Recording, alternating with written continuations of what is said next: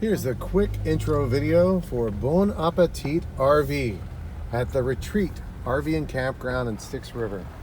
Gonna do a quick video so you know exactly how to get there without any questions.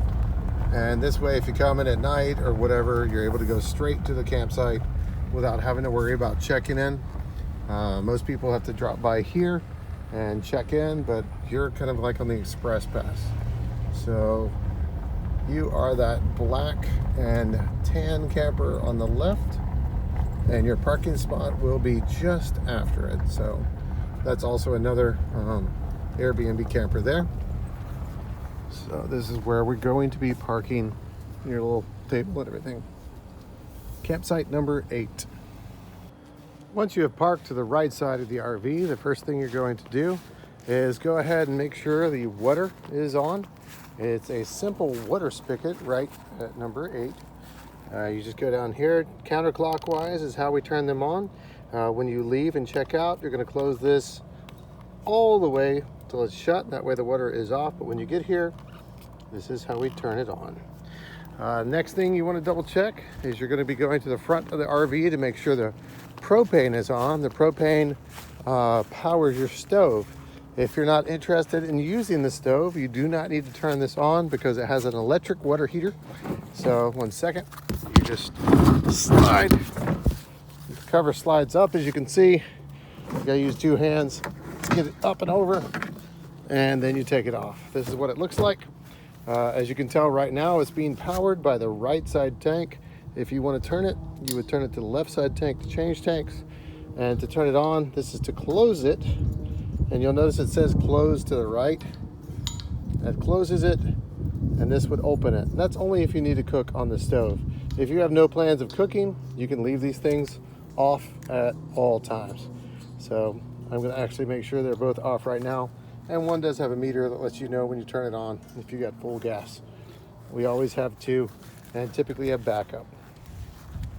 Here's the entryway into the Aspen Trail model RV. We're going to go up here, and you have a lockbox. Let me clarify how you open the lockbox. Typically it looks like this when it's closed. Once you put in the code exactly across this, you're going to push this lever down. It pushes down all the way, and then you open it like so, and there will be a key inside. It's imperative that when you use this key that you only put it in the top to unlock and lock. So that's locked. You'll notice when it's locked, this handle won't open. When it's unlocked, it opens all the way.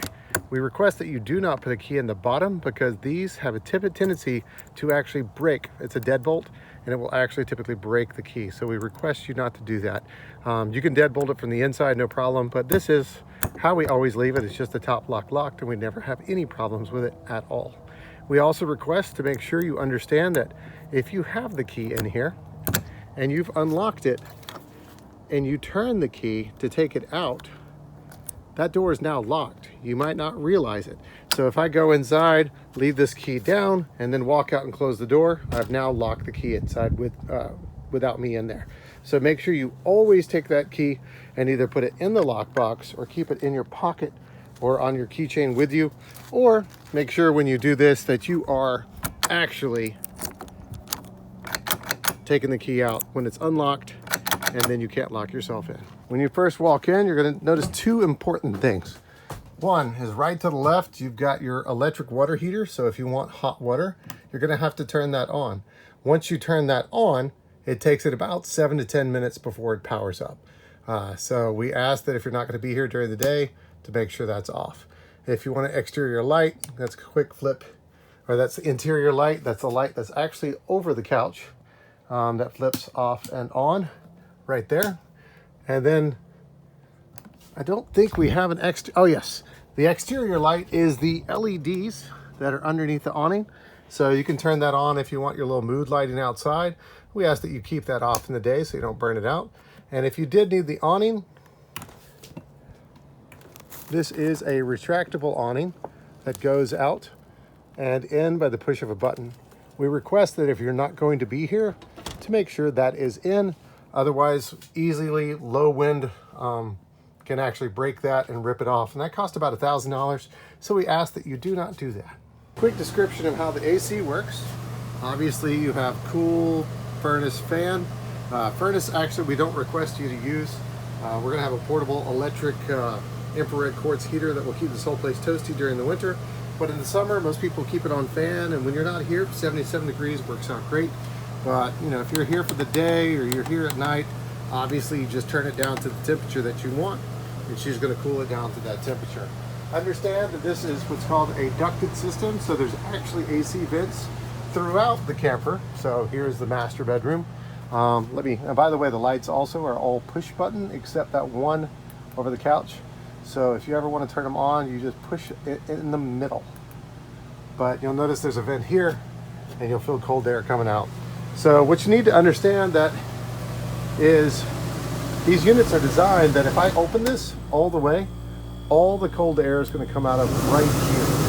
This is usually for people that are cooking and get hot in the kitchen, because the kitchen is right here. But that's only the time when it's used. I usually recommend for you to keep it a little bit open so you get some air right here, and then the air is also pumping out. When you go to bed at night, you can go ahead and close that probably all the way, or just a little bit open, and it pumps more airs to these vents that are throughout the camper. And also we do have a fan in the master bedroom that's mounted on the wall. Sometimes people like that sound or a little bit of air flowing on them all the time, even if the AC is not running.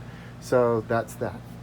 We also have a smart enabled Roku TV, as you can see, that is connected to the campground Wi-Fi, so you can stream Roku channel live for free, or if you have a Netflix or Hulu or Prime, you can log in and watch TV from the comfort of the master bedroom.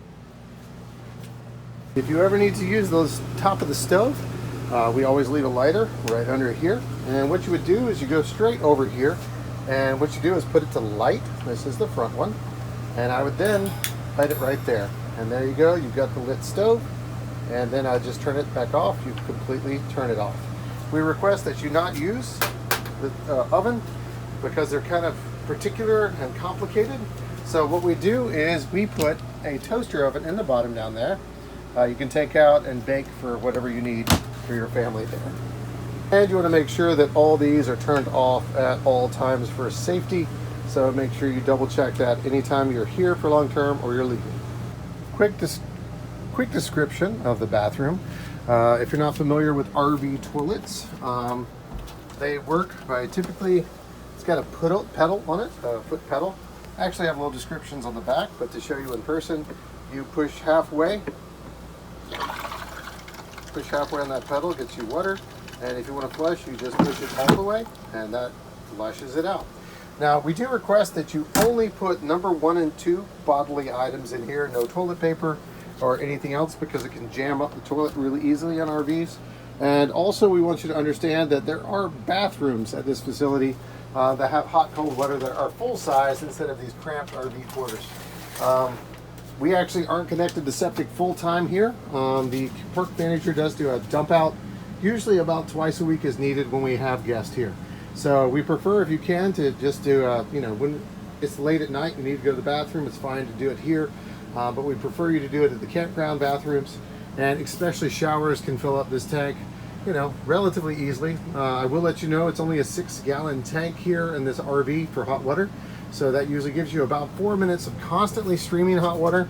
Or in RVs, they design it where you have on and off buttons literally on the shower head. So you'll see that you push it one way, it's on, the other way it's off. Most people understand that live full-time in RVs. You turn it on to get yourself wet, turn it off as you wash, turn it on to get the soap off, turn it off, because you're only going to have 4 minutes of hot water before it recharges.